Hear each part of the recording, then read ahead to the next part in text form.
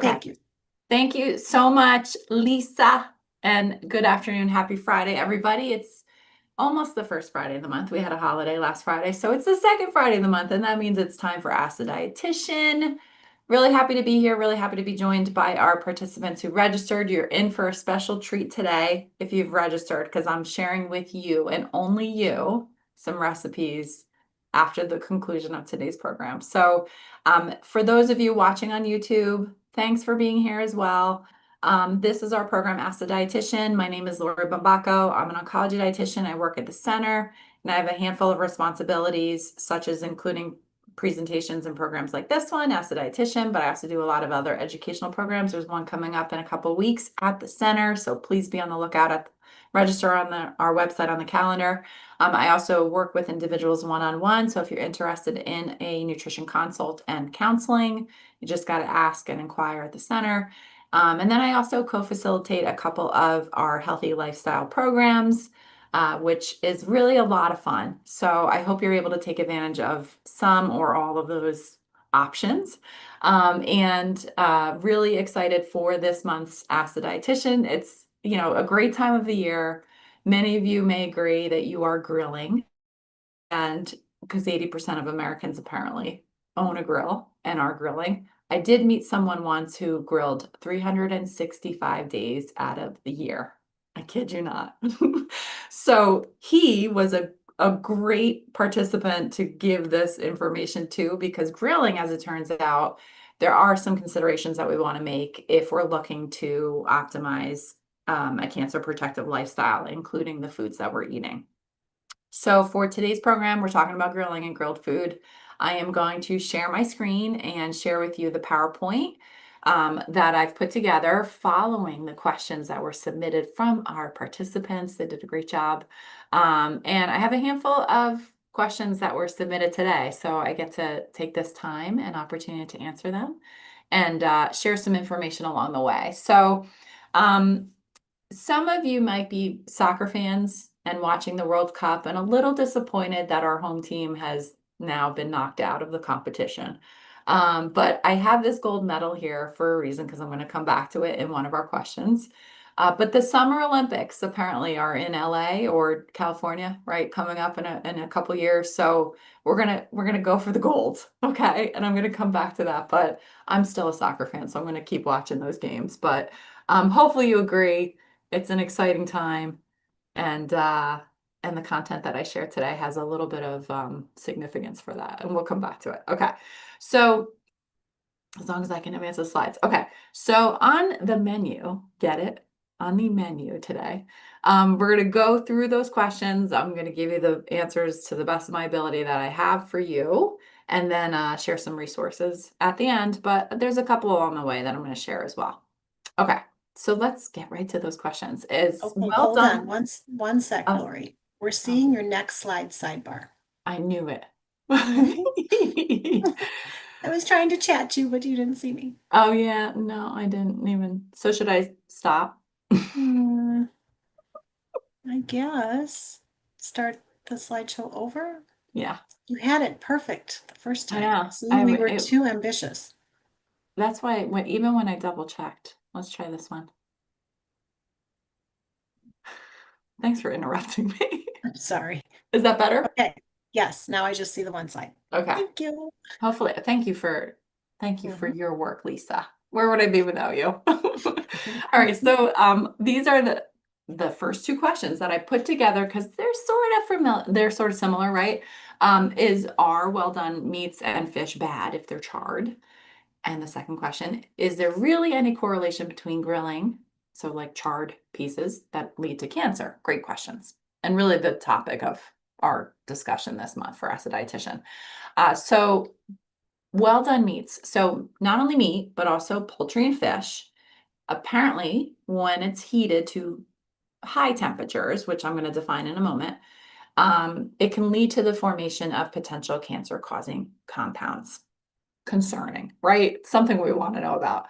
So the two compounds that are the most understood and the ones that are the most research, and now we're going to get really scientific here, okay, with these pronunciations. So bear with me.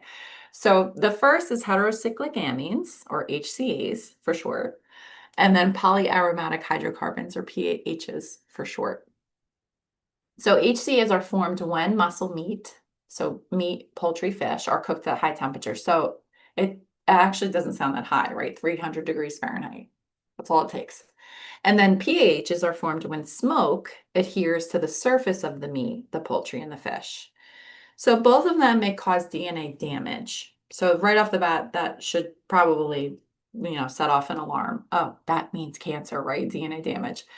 The way that it works is through this process called bioactivation. So our own body's enzymes metabolize these compounds, and then what happens is they can be potentially damaging to the DNA. Now, what's really fascinating and of no surprise to me, or probably some of you, is that we all differ. So some of us maybe don't bioactivate all of them or bioactivate them really well. So you can see where we don't have any practical means of knowing this right now, but for some of this might matter more than for other people. Okay, so time will tell if there might be some more insight to be gained about that. So I want to first start with I'm going to talk about both of those compounds next, but let's start with heterocyclic amines. So they are formed when meat, poultry, and fish are cooked at the high temperature, 300 degrees or more. And the way that it works is that it's actually the type of the proteins that are in the meat reacting to the high temperatures. And this matters because we're going to talk about ways that you can minimize the formation of them in a subsequent question. The higher the temperature and the longer the cooking time, the greater the likelihood of HCA formation also matters. That's significant. We'll talk about that. In animal studies, rodents that were fed a large amount of these HCAs, which sounds so terrible, doesn't it? They were found to develop cancers of the breast, the prostate, colon, skin, liver, and lung. The amounts that they were fed were 1,000 times greater than the amount that the average person eats. So I'm sharing with you what I know, and I'm also sharing this because I want you to know what I know, but also because I don't want to alarm you. Okay? Because I think after all is said and done today, we're going to have a bottom line and takeaway, but I don't want you to think that, oh my goodness, if I grilled food and I ate it, that's what caused my cancer. That's the last thing I want you to fear. And the other thing is, like, moving forward, if you're, currently living with cancer or have survived and are done with treatment and no evidence of disease, I don't want you to worry that if you have some grilled food, you're going to get a recurrence or a progression of the cancer. Okay. So currently research is investigating what is, and if there is, a relationship between the amount that humans reportedly consume and our risk for cancer types. Okay. So we, again, don't know, but in the meantime, it makes sense to maybe take some precautions while we find out more. Now, that other compound or group of compounds that I mentioned were PAHs, right? So polyaromatic hydrocarbons. And they form through the smoke that adheres to the meat, poultry, and fish. So if you think about it, you probably have sensed this, or if you're a grill master, you would know this.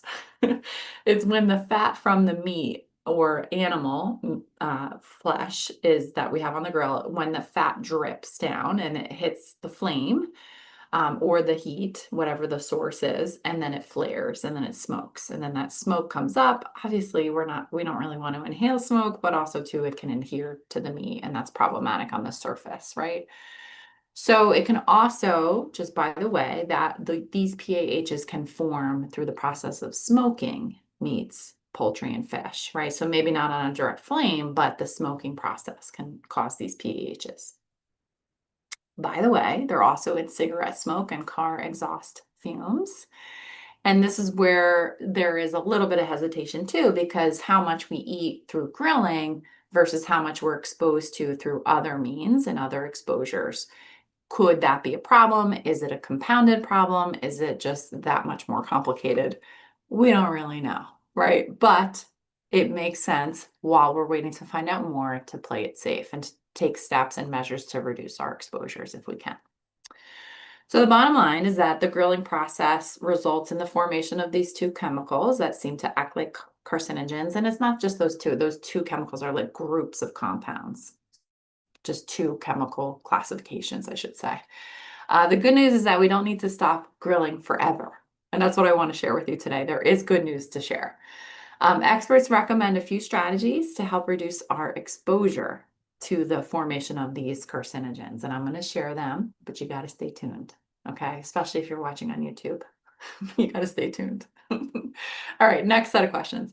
I heard grilling food is not advisable because of acrylamide. And then does removing the burnt or charred part of the food make it okay to consume? Some say that marinating for a few hours before grilling is healthier, quote unquote, healthier. So let's talk about that. I want to first start with acrylamide. So acrylamide is the result of a chemical reaction between the sugars in the food and an amino acid that's called asparagine that is in the food as well. So where do we find acrylamide? It's actually not in the animal foods. So not in the meat, the poultry, the fish. This is actually found in plant foods. So it's highest in things like cookies and crackers and cereal. So the things that we would purchase at the store. Or if we're having some toasted bread, it's in some potato products and our roasted coffee beans, as it turns out. I don't want to scare you. We're going to talk more about this, okay? Now, high temperature cooking, like frying and roasting, results in the formation of acrylamide. So that's the temperature, 248 to 302 degrees Fahrenheit. I know that seems like a really obscure range, but when we convert that to Celsius, it's like, it makes more sense. As a measurement, Celsius seems to make more sense. So the browning process, by the way, that's sort of like one indication of this could be a food product that has some acrylamide in it. So a really good example is this burnt toast, right? And I don't even know that I've had toast that was that color. But the color on the left is a little bit more lightly toasted, right? A little more gold. And I said I would come back to this. So we want to go for the gold because that's going to have much less acrylamide. And I'm going to talk about that a little bit more next. But really good sign right off the bat to help us understand how much acrylamide is formed in the product. We want to go lighter with our toasting when we're doing that at home. Okay, so why might we be concerned about acrylamide? So research has found that acrylamide did cause cancer in animals. So far, we don't have a clear link, however, with the consumption of acrylamide and the risk for cancer in humans. So you might have come across this, whether it's online or social media or wherever you might get your nutrition information from, and you might be afraid of acrylamide and you might be thinking, oh my gosh, it causes cancer.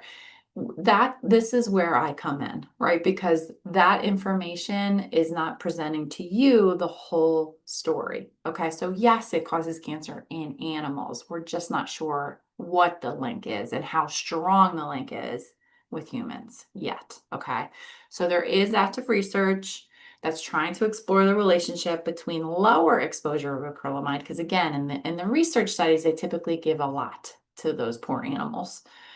So a lot of times the argument is that the dose is the poison. And if we're getting exposed to lower levels of this over the course of time, is that going to increase our risk for cancer or other conditions?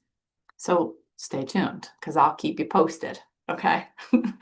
There is a place inside the FDA, the Food and Drug Administration, the Center for Food Safety and Applied Nutrition. They are actually responsible for monitoring contaminant levels as a public health measure. So we could actually look on their website, and there's a resource I'm going to share with you at the end that gives a little bit more information about acrylamide. Some food companies have voluntarily, that's the operative word there, they're not required, they're voluntarily taking steps to lower the amount of acrylamide inside their products that they're making. There's no real way of knowing. There's no guarantee. We could call the company and ask if they're doing those things, but unfortunately, there's no real safe bet in knowing how much exposure to acrylamide we're getting or not in those food products. And the FDA does conduct surveys of individual food products to determine acrylamide content. It might be reassuring to you to share that information. It might not be. I'm just sharing it. Okay. So there sometimes are these safe nets and safeguards in place to try to lower exposures appropriately. But sometimes there are some loopholes that we see, and sometimes some of these measures might lack the funding and resources based on the administration. I'm not going to get into politics right now, but just some more information for you to know about. Okay. Now, what can we do? Because that's what I'm all about, empowering you to know what steps you can take for yourself to lower your exposure to something like acrylamide. So here's what we're going to do. So think, as I'm mentioning each of these things, think of this for yourself. Like, are these foods that you consume a lot of or not a lot of? You're like, nah, I don't even eat those foods, so I don't even have to worry about that. Think of that as I'm walking through each of these steps, okay? So fried potatoes have the most acrylamide as it relates to potatoes, followed by roasted and then baked. Now, a lot of times I like to do like a microwaved baked sweet potato. Kind of delicious, right? It's a really great meal starter. You split that puppy open and you put some beans or some veggies inside, and you got a meal in minutes. It's really kind of fun. So microwaved and boiled potatoes really have not any amounts of acrylamide, no amounts. We want to store potatoes in a cool, dark place instead of the refrigerator. Sometimes that goes without saying, but I always like to make sure everyone is aware of that. It just, the sugars are going to form more in the refrigerator, and then that's going to convert to the acrylamide more when we cook it. Thicker cut French fries have less surface area, so therefore less potential of acrylamide forming, more so than the thinner cut fries. So think of that the next time you order French fries. And then the opposite happens with potato chips, or sorry, the same thing goes with potato chips. Thinner potato chips have less acrylamide because they don't take as long to cook, right? Rather than the thicker cut ones. Okay. Roasted nuts can create acrylamide, but roasted cashews and peanuts have been reported to have less. So good to know. If you enjoy raw nuts and you enjoy roasting them yourself, because you're going to go for the gold and roast them yourself, you can certainly get some raw nuts for yourself at home and toast them for yourself or roast them and go for the gold. Okay, more options. We can toast bread and cook potatoes until they're golden yellow, going for the gold, right? Instead of that dark brown or burnt color. Sweet potato chips have more acrylamide than regular potato chips, unfortunately.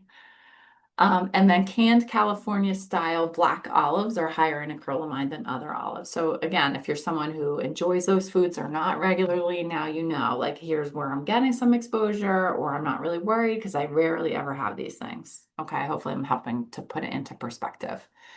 Veggie chips and veggie sticks, which I think is such an interesting word to use. They're using that word veggie lightly. It's basically potatoes. So no wonder why they probably have some acrylamide, even more so than regular potato chips, which is interesting. And then dark roast coffee, for all you coffee drinkers, that tends to have less acrylamide than the light roast. And that's because acrylamide is created early in the roasting process. So there's less of it as the roasting process occurs. I don't know food science as well as others, so I'm trusting what they tell me. I think that's really interesting and reassuring to me because I like my dark roast. And I drink a lot of it. So again, putting into perspective for you. Now, what about removing charred or burnt part of the meat? So yes, experts do recommend there are several strategies in order to reduce our consumption of these problematic chemicals that are created when grilling. So not eating the charred meat is advised first and foremost, but you can also take some more steps that I'm going to talk about. So keep in mind, even if you are removing the char, did you create some that's actually incorrect. PAHs. Did you make that smoke? Is there smoke on the meat anyway, even if you remove the char? So you're still potentially exposing yourself to some other compounds. So just think about that. Okay, so not HCAs, but the PAHs that form when the smoke adheres. So, okay, you're grilling it, but you cut off the char, but you still got the smoke. Okay, so just keep that in mind. And I'm going to talk about ways to do that in the next question. Okay. So is it true that grilling and blackening your food is carcinogenic? We talked about that. What are the advantages of grilling versus cooking on the stove? I'm going to talk about that next. And then how to decrease carcinogens when we are grilling. This is probably the most important question, right? So there's a few steps I want you to take. And the first is to think about how to master the marinade. So creative, right? So if we soak meat, poultry, or fish for more than 30 minutes, before we put it on the grill, it's going to minimize the formation of those HCA compounds by up to 90%. That's really reassuring to me. I absolutely would recommend this for anybody who's enjoying this. So when we make a marinade, there's a couple things that we want to think about. Using an acid. So an acid might be something like lemon juice, a vinegar, or yogurt. Yogurt-based marinades are really yummy. It's acidic. They inhibit the binding of the sugars and the amino acids in the meat, so it helps to minimize how burnt they get in the browning process. Herbs, what do you know? What do you know? I mean, you know, now I know, and I know, and now you know. They act like antioxidants. So they're going to help protect the formation of the creation of those heterocyclic amines. So think about things like rosemary, parsley, basil. I mean, you name it. Take the herb, put it in the marinade. Okay, it's going to help, and it's going to add some great flavor too. And then liquids, and this is kind of how the marinade works as well, is that liquids act like literally like a physical shield. So it helps to protect the meat from the most intense heat and direct flames that it's getting exposed to. So really good to know. So I would say the best marinades are an acid base with the use of herbs and spices, and then a touch of oil and or sugar. Put that in that marinade for 30 minutes and boom. Now you've reduced those HCA formation, the potential of that formation significantly, right? By 90%. It's a really great first step. Okay. The next step I want you to think about doing is controlling heat and time. Okay. So because if it's on the grill for less and at a lower temperature, then we're probably going to have less smoke and we're going to have less formation of those HCAs. So the longer the meat is exposed to the high heat, the higher the levels, right, of those compounds. So just right off the bat, rather than a big like dinosaur cut of meat, like a 24-ounce steak, think about the kebabs you see on the screen here. Much smaller pieces don't take as much time. Okay, so right off the bat, you're going to minimize the creation of those compounds. Flip it and flip it often, right? Because if it's not getting that burned char on it, but you're getting like a lightly little toast, that's going to also help. And give it a head start. So could you possibly pre-cook the proteins inside, either in the oven, on the stovetop, even in the microwave, and then you're just going to bring it outside and finish it off on the grill. Another great way to kind of reduce the amount of heat and time that it's spent on the grill. Next up, I want to talk about like the acrylamide here. So going for the gold, but also some other tips in here. So aim to cook, like if you're going to put potatoes on the grill, aim to cook until it's like golden brown, not dark or blackened for the starchy foods, right? Cut off the char and the other black bits where you see fit. Choose leaner cuts and trim visible fats, because what that's going to do is it help reduce the fat dripping onto the flame and then generating that smoke. Okay, so really great step there. And then baking, roasting, sous vide, braising, stir frying, and stewing. Those are all methods that produce much less of those concerning compounds. So just for your information, right? It's fun to grill. It's the time of year to do it. That's why we chose this topic for July.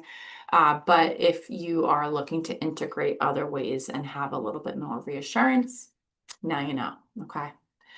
And then lastly, of course, the dietitian is going to recommend that you load up on plants. Okay, so grilled vegetables and fruits are a great bet for a couple of reasons.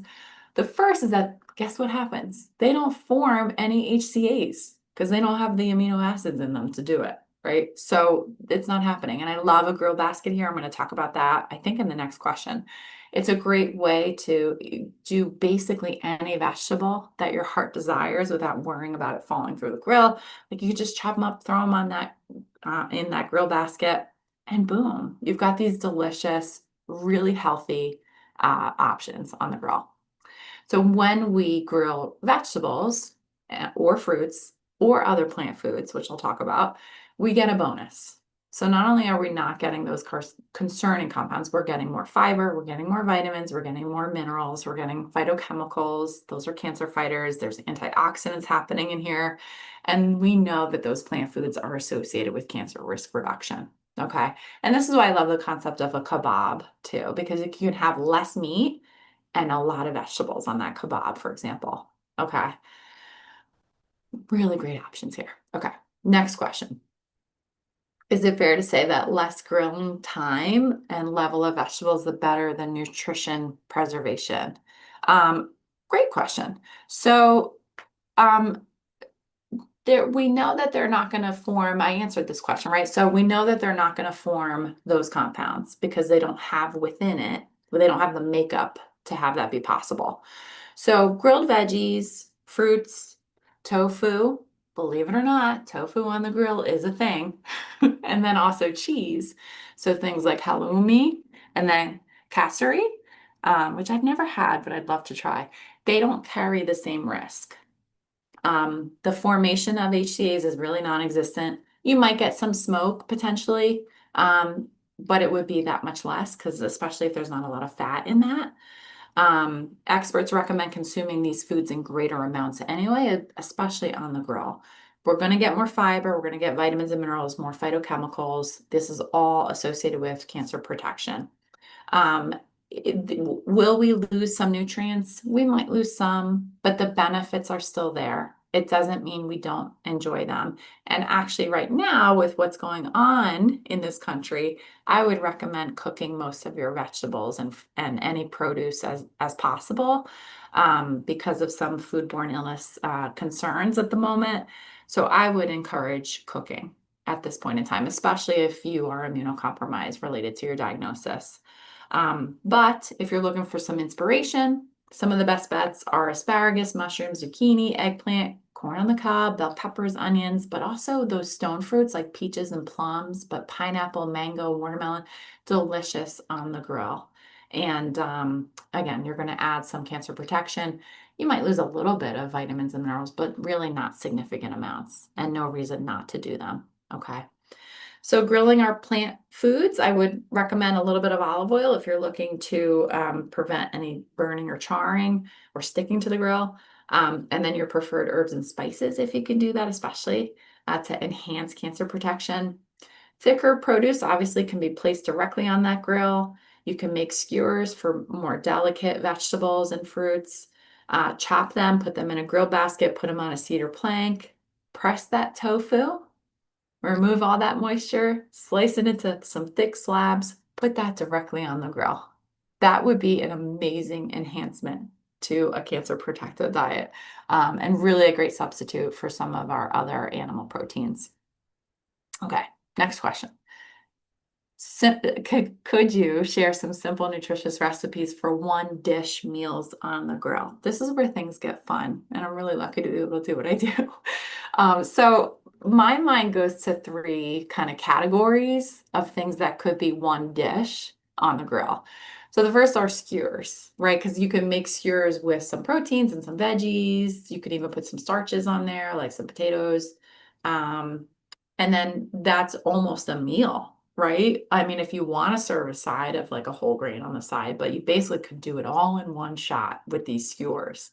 And the sky's the limit. I'm only giving you a couple ideas here. And I'm not going to even read through them because you'll get these or you can see them for yourself right now. But if you're looking for some inspiration, for those who registered, when you get these slides, you can just click on this link and it'll pull up some great recipes for skewers or kebabs.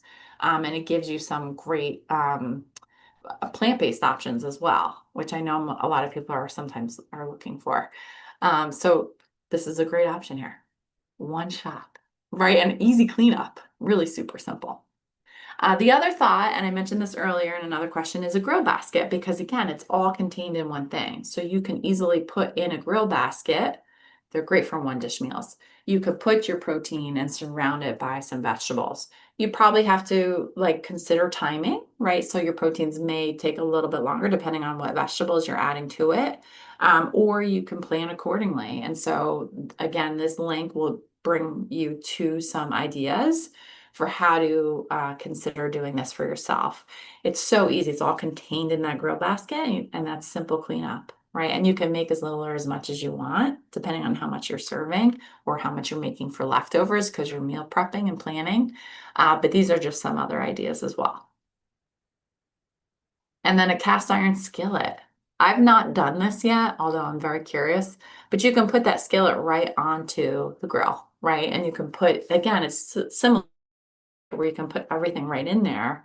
And then you've got one dish meals, right? And you can put them in there. And hopefully that's sort of what this question was asking. But and these are mix and match, right? Maybe you don't want to do chicken fajitas, but you want to do shrimp fajitas. And then you do some peppers and onions. And you can really like get creative here. And the options are going to be endless that way. Okay. Now, if you've registered, I have something that I'm going to share separately for these with recipes in mind to answer this question. Okay, so this will be included. For those of you who registered, you'll get this copy for yourself only if you've registered. Okay. All right, next question. Advice on anti-inflammatory foods. So not really grilling related, but I'd love to try to answer it quickly if I can. So when it comes to thinking about food and nutrition and being anti-inflammatory, we want to keep in mind it's not just one or two things, it's a total diet pattern. And a total diet pattern is going to have the most potential to reduce or even potentially increase inflammation than does any single food or ingredient that we can possibly eat. And I mention that because I do come across information like online, like if you use this turmeric spice, you're going to reduce inflammation. It's what are you putting the turmeric on? That, all of that matters here. So what I think of when I think anti-inflammatory, or at least the potential to reduce inflammation, there's a handful of things. Right off the bat, think about fiber. So most Americans are not consuming enough fiber, gives me job security. All of us could benefit from increasing the amount of fiber in our diet. So where do we find fiber? Go figure. It's in plant foods. So things like fruits and vegetables and legumes and whole grains and nuts and seeds. Foods with omega-3s. So omega-3 fats are a healthy type of polyunsaturated fat, and they're found in a handful of foods, but these definitely exert anti-inflammatory properties as well. So salmon, sardines, mackerel, herring, they're really high in those omega-3 fats, and those tend to be a little bit lower in mercury, which some people sometimes are concerned about. And then plant sources of omega-3s, I encourage consuming these every day if you are not eating, especially any of those fish. I encourage flax seeds, especially ground flax seeds, walnuts, and then green leafy vegetables. And then the last thing I think about are polyphenols. Actually, it's not the last, it's the second to last. So polyphenols, that's a group of phytochemicals. So phytochemicals are literally compounds that are found only in plant foods. And so the ones you see on the list here are very high in polyphenols, and they exert anti-inflammatory properties as well. So berries, and think of a mix of berries, tea, and really our true teas, right? So black, white, green, oolong, and rooibos tea, all true teas. Apples, citrus fruits, onions, soybeans, so things like tofu and edamame, and then also coffee, really high in polyphenols. So thinking of a variety of those foods as well. And then rounding all of this out with other healthy fats, not just omega-3s, but healthy fats from monounsaturated fats and then other polyunsaturated fats. So things like almonds and avocado and olive oil and pumpkin seeds. And some of these foods have more than one thing. Like my mind with pumpkin seeds goes to the fact that they have healthy fats, but they also have fiber, and they also have a little bit of polyphenols in them. So sometimes we get these superfoods as they've been labeled before, but think about that in your day-to-day choices. Some of these foods offer more than just one potential help or complement to your diet. Okay. So guess what? There was an Ask the Dietitian on inflammation, and it was like a year ago or two, I think.